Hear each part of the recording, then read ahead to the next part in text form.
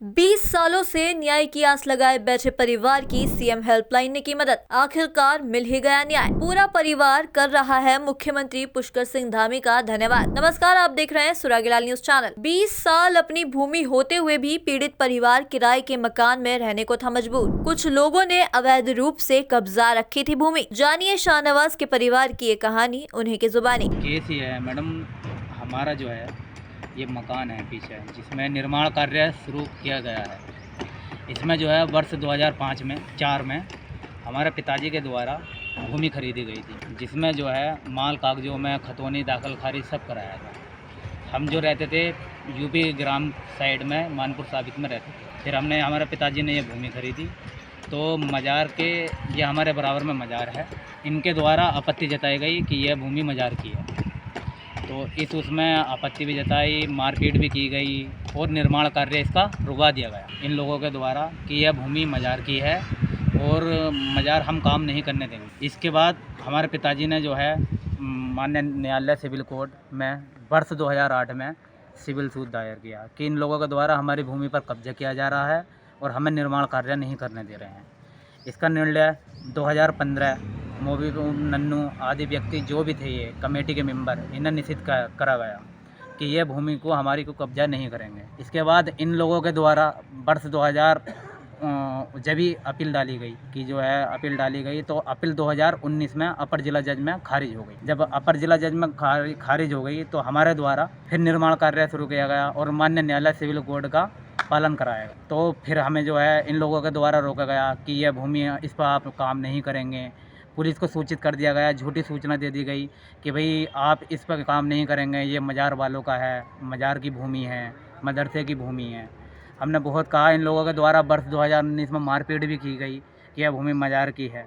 तो पुलिस के द्वारा भी हमारे लिए मदद कोई नहीं करी गई, ना ही मदद की गई, ना ही कुछ। हम सभी जगह भागे गए लेकिन कुछ नहीं करा गया। तो फिर मेरे द्वारा माननीय अल्पसंख्यक आयोग में प्रार्थना पत्र दिया गया कि हमारी जांच रजत विभाग द्वारा कराया जाए, क्योंकि पुलिस का कहना था कि आप रजत विभाग से जांच कराएंगे। जब रजत विभाग आपको लिख के देगा कि यह आपका है, तब हम आपका सहयोग करेंगे। तो मैंने अल्पसंख्यक आयोग में डाला कि इसमें जो है आप हमें मदद की जाए कि पुलिस द्वारा काम नहीं कराया जा रहा, माननीय न्यायालय सिविल कोड का पालन नहीं कराया जा रहा है। तो इसके बाद अल्पसंख्यक आयोग के निर्देश अनुसार माननीय जिलाधिकारी महोदय को निर्देशित किया गया कि अपर जिलाधिकारी महोदय की अध्यक्षता में पूरी टीम, इसमें टीम में बब्बोट देहरादून है, वक्फ निरीक्षक है महोदय जी हैं, तहसीलदार काशीपुर महोदय जी हैं और अल्पसंख्यक आयोग के सदस्य जी हैं और एडीएम साहब, एडीएम उधम सिंह नगर जी भी हैं।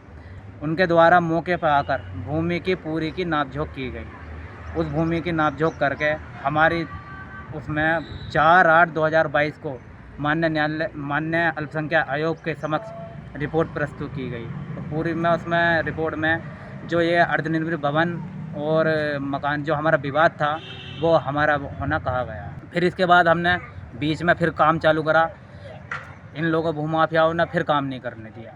तो मेरे द्वारा सीएम पोर्टल पे कंप्लेंट भी डाली गई, डीएम महोदय जी से भी यहाँ भी गए, एसडीएम महोदय जी से बातचीत हुई।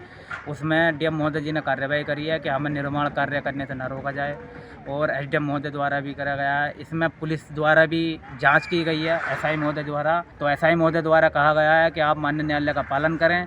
यदि कोई भी पक्ष मारपीट या गाली गलौज या फिर निर्माण कार्य में बंधित करता है तो उन लोगों के खिलाफ कठोर से कठोर कार्रवाई होगी।